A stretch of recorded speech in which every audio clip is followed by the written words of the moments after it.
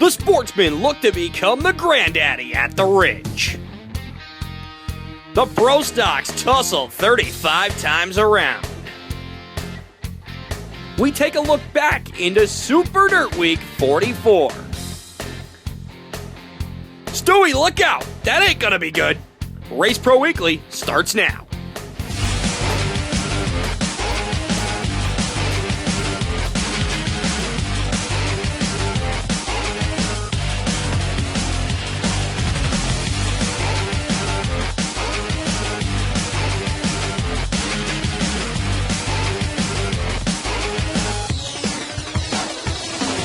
Hello and welcome to Race Pro Weekly. I'm your host, Mike Warren. We kick off this week's show as Adirondack Leather would sponsor the Granddaddy 602 World Championship at the Ridge. The Granddaddy 602 World Championship, 60-lap event for the sportsman. The main event of the weekend at Glen Ridge as Brian Pesolano would take the early lead. Justin Ospelmeyer would go around collecting Mike Jackson, Billy Gray in there as well, as that would bring out the caution for the first time.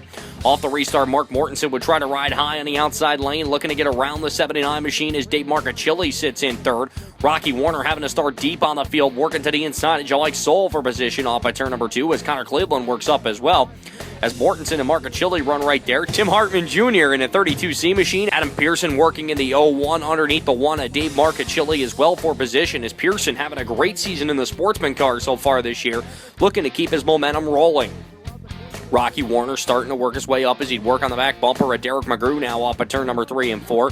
As Mortensen and Marcachilli would battle on a pair of number 1s as Marcachilli slides by. He'll take the number 2 spot away from him, looking to run down Pesolano. Pearson would follow as now Mortensen and him go side by side. And don't look now, here comes the flying squirrel. Rocky Warner up into the top 5 as contact would ensue right behind him, but Warner would keep his foot in it. No surprise there as cars continue to work their way up through the field. Pearson and Mortensen still going at it now as behind him Jeremy Pitts and the 1 of Warner side by side. Then Warner will break away from Pitts and underneath Mortensen to take the number 4 spot away, which would now set up. Here comes Pesolano to the inside in lap traffic. It wouldn't be long till Marcachilli would get the bid underneath the 79 up into turn number 1 and 2 as Marcachilli would take the spot. Warner gonna follow and it wouldn't be long. Here comes Rocky Warner to the inside. He'd take the race, will lead away with just 13 laps to go in this one. Caution will come out for the lunchbox Chad Edwards in the 14 machine, which would re-rack the field once again into a Delaware start formation. Pearson would look to get to the number 2 spot ahead of Marcachilli. He'd hold on to that for the time being, as now Connor Cleveland looking to make a late race charge as well behind the fray. But you guessed it, Rocky Warner with another big win as he wins the Granddaddy 602 World Championship. Adam Pearson would finish in second. Marcachilli would hold on for third. Brian Pesolano fourth, and Derek McGrew would finish in fifth. Reputable. Reliable. Results. That's what you get when you call Rick and the professionals at RCT Roofing. Quality service at fair prices. RCT gets the job done. Just like Nick Stone and the RCT Pro Stock. RCT Roofing, we've got you covered. It's Weed Sports Speedway's last call for a mega weekend. The fastest cars and the biggest stars in 3 days of racing excitement. October 23rd through the 25th. 150 lap Super Dirt Car Series Big Block Modified Saturday. And the greatest show on dirt, the World of Outlaws Sprint Car Sunday. Plus the 358 mods. And Upstate Sportsman Alliance champions will be crowned. For more information and tickets, go to weedsportspeedway.com. This is the last time the dirt will fly in Central New York. Don't miss out. There's only one place in the capital region for you to get the full racing action. Stop down at the Bobco video booth at the track or call 518-399-0937. Bobco Racing Video, the next best thing to being there. If you're like me, your to-do list never ends. But with just one phone call, I protect my home, family, pets, and yard all year round. With Northeast Pest Control's Premier Home Protection Program, I don't have to worry about bugs and pests. And I don't have to worry about harsh chemicals either. Now how about that want to-do list? Thanks, Northeast Pest Control. Ants, termites, mice, or bees, call today for your free estimate. With Northeast Pest Control, we guarantee you'll live pest-free. Welcome back to Race Pro Weekly as the street stocks are going to go at it. As Dave Horning Sr. going to take the early advantage. Castleman going to get caught up with Cassidy Wilson up on the outside lane going through turn number 3 and 4. As now it's going to be Horning and Josh Coonrad riding for the number 1 spot down the back straightaway as Coonrad looking to take the race lead on the outside. Great job by Josh Coonrad working his way around on the top, but Dave Horning holding them all strong on the inside lane as these guys have won a couple of races at each respective track here in the area throughout the 2015 season as the caution will come out for Cassidy Wilson once again. Off the restart, Josh Coonrad says, yeah, I've had enough of this. I'm going to take you out. As Horning goes into the infield after a 360, and, well, Josh Coonrad is going to see the tail end of the field. That is going to hand the lead over to Darrell Older and a lot of racing right behind him as Rob Van Arnhem right there. And, oh, yeah, if you haven't watched Coonrad race, he likes to work that outside line a little bit. Van Arnhem gets caught up on the outside. Horning almost hits him off at turn number 2, and now Coonrad working back for the race lead on the inside of Darrell Older for that number 1 spot as a Lazaro's Auto Body entry holding on. But here's Coonrad to the inside right underneath him, looking to get the advantage down the front straightaway as the yellow will come out again for Van Arnhem, spun up in turn number 2. Off of the restart, once again, Dave Horning now going to come up on the back bumper of Josh Coonrad, looking to take the number 3 spot away as they drag race down the front stretch. Horning going to work to the inside of Coonrad this time as they come through the corner, and Coonrad going to shift up the banking. That's all Horning's going to need to get by him. He'll take the number 3 spot, and then he'll beat and bang with Cassidy Wilson for the number 2 spot. That's going to send Wilson around up in between turn number 1 and 2 as well, as the caution will come out again, and then as they ride down the back straightaway, number of drivers working to get to that race lead as Darrell Older still holding on as Horning hip checks him like the devil's into the boards up into turn number 1 and 2. He'll give it another shot at him off the corner, but Darrell Older very strong in this one as he'll hold on to pick up the win. Horning will finish in second, Jason Samaroff will come home third, Joey Wilson fourth, and Rob Van Arnhem would round out the top 5. Other winners on the night, Mike Perotti would win both of the cruiser feature events, and Kenny Johnson would grab the win in the midgets. Most people would agree that the Pro Stocks have the best racing around in the Northeast. That couldn't be more true at the Glen Ridge Motorsports Park as well, as they'd go around 35 times. Pro Stock action out on the ridge as Nick Stone would lead the field to the green in the 35-lap feature event as he would take the early lead in this one with Byron Westcott sitting in second. Field going to make its way around. Chucky Domblewski coming out of turn number 4 will get into the 21 of Dave DiPaolo, and that would bring out the caution right away as a number of cars will go spinning in this one as a lot of beating and banging. Todd Hoffman and Byron Westcott come together as Dennis Josling gets tangled up a little bit down the back straightaway after contact with cousin Luke Horning off at turn number 2. And then the cars would race. You see the battle for the number 2 spot still continuing. Todd Hoffman working to the inside of Byron Westcott, and Jimmy Normoyle going to slide underneath him as well. Dave DiPaolo on the outside lane gets into that outside wall that's very treacherous and goes around in turn number 1 and 2. Jim Normoyle catches him along with a number of cars behind him in turn number 1 and 2. They'd battle off the corner as Todd Hoffman looking to keep pace with Nick Stone. Normoyle on the outside lane pushing hard as he looks to take that. As now cousin Luke gets into the 0-0 of Byron Westcott in turn number 1 and 2, spinning him around, bringing out the caution once again. Down the back stretch they ride now. Here comes Chucky Domblewski to the inside, looking to battle back for the number 4 spot as cousin Luke working to the inside of Todd Hoffman as well as he looks for position number 2 off of corner number 4. Horning working hard on the inside lane as now Hoffman would battle with him as Normoyle sitting right there in second trying to get by Nick Stone for that race lead, and cousin Luke way out on the top side looking to make something happen as Westcott comes back into the fray of things as well, working to the inside of Todd Hoffman in this long 35-lapper, but hey, no one was catching Nick Stone as he picks up the win. Luke Horning would come back to finish in the number 2 spot. Jimmy Normoyle would finish in 3rd, Byron Westcott 4th, and Todd Hoffman would finish in 5th. Looking for outstanding service for your car, truck, or SUV?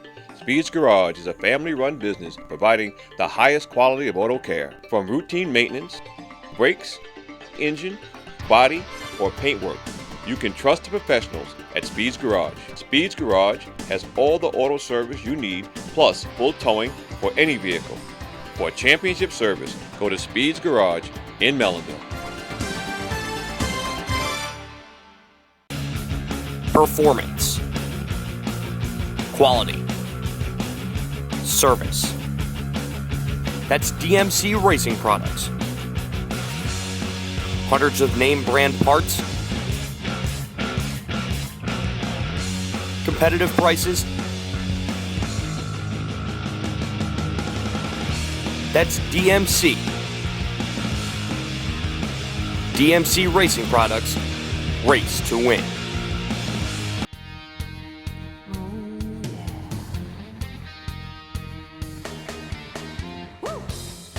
Some of the music you've heard on Race Pro Weekly this week is by AJ Jansen, Country's Rebel Rose, bringing you a mixture of high-energy rock and sultry country roots.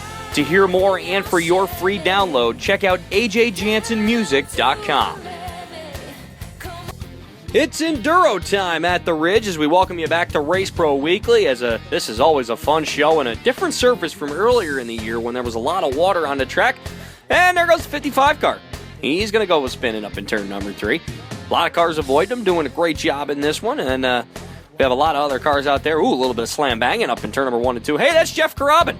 I think he should stick to photography, just saying. Anyway, cars still continuing to ride as they go up into turn number 1 and 2. And that's a battle you don't see every day. A really small one up against a really big car that you'd see for an Enduro. Oh boy. Now this ain't going to be good. Car gets turned around in turn number 1 and 2 going off the outside wall. Glad he didn't go over it. We know there's a lot down there. Hey, we got a Bobco car. That's actually Rick Taylor from RCT Roofing, one of our sponsors. We thank him for all the help on the season, and he's doing a great job wheeling it around. It's almost like Nick Stone might want to, maybe put him in one of his cars. Anyway, a couple cars duking it out again. Oh boy, Rick's going to have a tough ride. I don't know how he avoided that one. Oh boy, there was a tire. Okay, maybe he didn't get to that one, and oh boy, you gotta love these Enduros things. I can tell you they're a lot of fun. And hey, remember that car at the beginning? Yeah, well, he won. With the big weekend at the Glen Ridge Motorsports Park, promoter Pete Demitrazic decided to put together a non-winners modified classic, which means somebody was going home with their first victory. Non-winners modified classic as Chuck Allen and Bobby Vetter would lead the field to the green in this event. Mark Pullen trying to make a bid underneath early, but that's not going to go anywhere as Allen slips up the banking, allowing the 17 of Elmo Reckner to get by for the number 2 spot. Cars trying to work their way up through the field as the 17 of Reckner holds on to second. Allen and Becker side by side. Here's Al McCoy underneath him as well, as Al McCoy working the outside of Jimmy Becker for the number 3 spot here in the early going of this one, is now Reckner with a shot on the 53 of Bobby Vetter. But here comes Al McCoy, the real McCoy from Hannacroy, as my partner Dan Martin has said many a night, as he looks to take the number 2 spot away, as Allen and Becker still fight for position right behind him on this very dry, slick surface here on this, what was a Saturday afternoon up at the Glen Ridge Motorsports Park. Allen still working his way back up through the field as Bobby Vetter is gone. As Allen moves into third now, trying to run down second place, Elmo Reckner. He get right on the back bumper, and Elmo makes an uncharacteristic mistake as he would shift to the high side, allowing Allen to get by, all behind Bobby Vetter as he would pick up his first win of the season. Chucky Allen would hold on for second, Jimmy Becker would finish in third, Elmo Reckner fourth, and Al McCoy would round out the top 5. Race Pro Weekly is brought to you by Bob Hilbert Sportswear, Racing Electronics, Emmerich Associates, Tranquil Touch Healing, New England Racing Fuels, and Sunoco Fuels.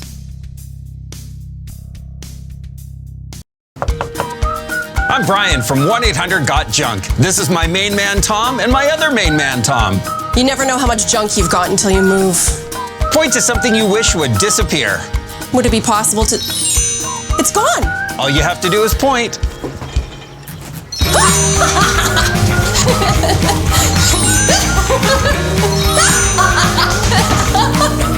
Where have you been all my life? We make junk disappear. All you have to do is point.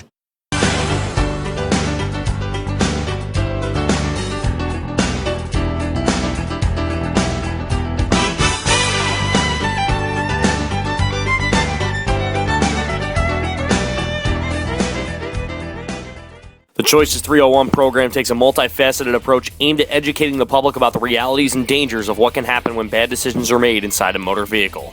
Don't hesitate to designate. Welcome back to Race Pro Weekly.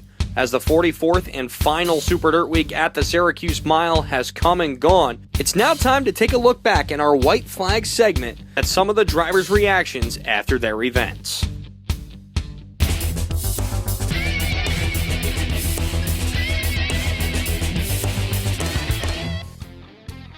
I'll take us back through that final restart with about a lap or so to go. What was going through your mind?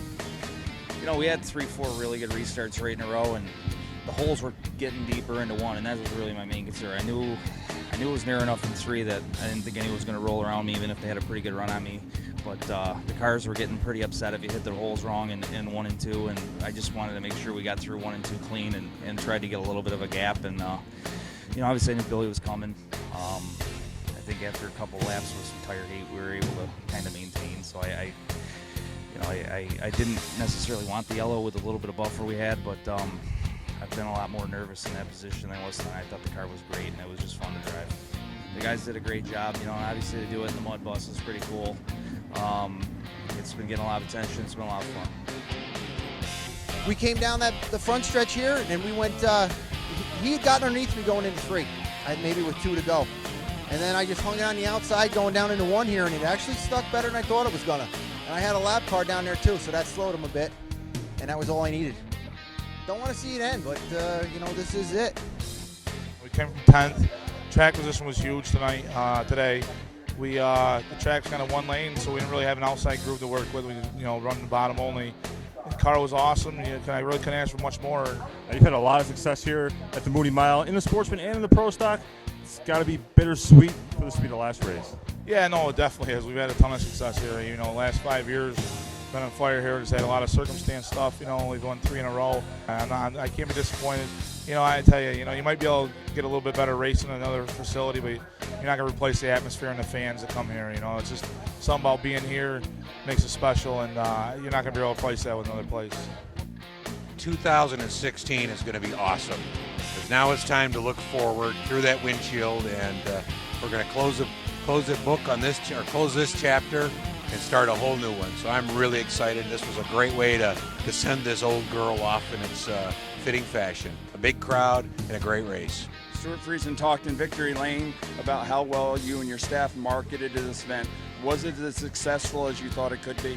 Well, I'm very happy with how everything turned out. It could always be a little bit better, but I'm very pleased. And we had a great staff. Not a real big staff, but we got a great staff. Jeff Hockman did a great job of putting this thing together. It just made us all look really good. It's now time for this week's NISCA Performer of the Week, and I'm sure you're real shocked on this one. Rocky Warner picking it up. Warner is now eligible for the Performer of the Year award given out at the end of the season.